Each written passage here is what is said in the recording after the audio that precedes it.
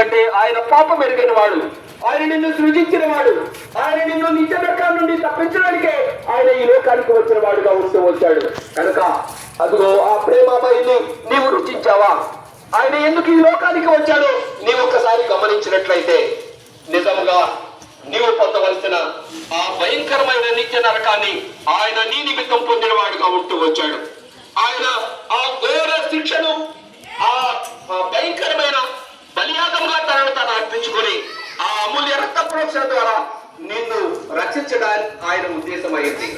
ప్రియ సహోదరుడా, ఒకవేళ నీ కొరకు ఎవరైనా ప్రాణం పెట్టొచ్చు కానీ అయితే నిన్ను నిత్య రాజ్యానికి వారసుడిగా చేసేది ఆ పరిశుద్ధ అమూల్య రక్తమే అనే సత్యాన్ని మనంగా, అందుకనే ఈ నామమును తప్ప మరి ఏ నామమున నీకు రక్షణ కలుగుదని పరిశుద్ధ గ్రంథమైన బైబిల్ తెలియజేస్తుంది.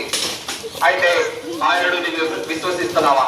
నీ కొరకు ప్రాణం పెట్టడానికి ఆయన ఈ లోకానికి వచ్చిన ఆ సత్యాన్ని నీవు గ్రహించి ఆయనను నీ సొంత రక్షకుడిగా నీవు అంగీకరించినట్లయితే అదిగో దొంగ, అదిగో సిలువలో యేసుతో క్రీస్తు అటు ఒక వైపు దొంగ ఇటు ఒక దొంగను సిలువ వేయగా అదిగో ఆ దొంగ రక్షింపబడిన వాడుగా ఉంటూ వచ్చాడు.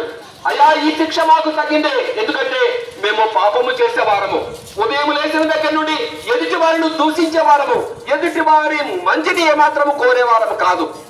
అలాంటి వారమైనా మాకు ఈ శిక్ష తగ్గినదే కానీ నీవు పాపం ఎరుగని వాడవు అని చెప్పేసి అయ్యా నీవు నీతో కూడా నన్ను జ్ఞాపకం చేసుకోమని ఆయనను రక్షకుడుగా అంగీకరించాడు. రే సహోదరుడా, బ్రతికి ఉన్న నీకు నాకు మాత్రమే అవకాశం ఉంది. ఇప్పుడే ఇదే రక్షణ దినము, ఈ దినము పోతే మరి యొక్క దినం వస్తుందనే గ్యారంటీ లేదు.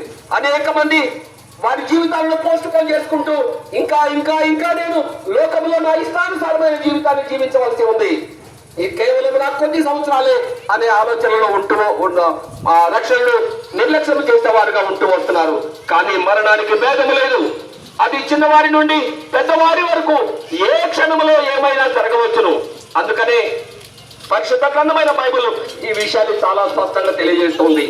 ఏ దినము ఏ గడియో నీకు దేవుడు నిర్ణయించాడో ఆ గడియలో నీవు ఈ లోకాన్ని విడిచిపెట్టవలసిందే. మన పితరులందరూ ఈ లోకాన్ని విడిచిపెట్టారు, నీవు నేను కూడా ఈ లోకాన్ని విడిచిపెట్టవలసిన వారమే. అయితే నీవు నీ పాపములోనే మరణించినట్లయితే నిత్య నరకానికి వెళ్తావు. అదిగో ఆ పరిశుద్ధుడు ఆ శిల్వలో రక్త కార్చిన ఆ శిల్వ రక్తంలో నీవు అంగీకరించినట్లయితే, ఆయనను దేవుడిగా నీవు స్వీకరించినట్లయితే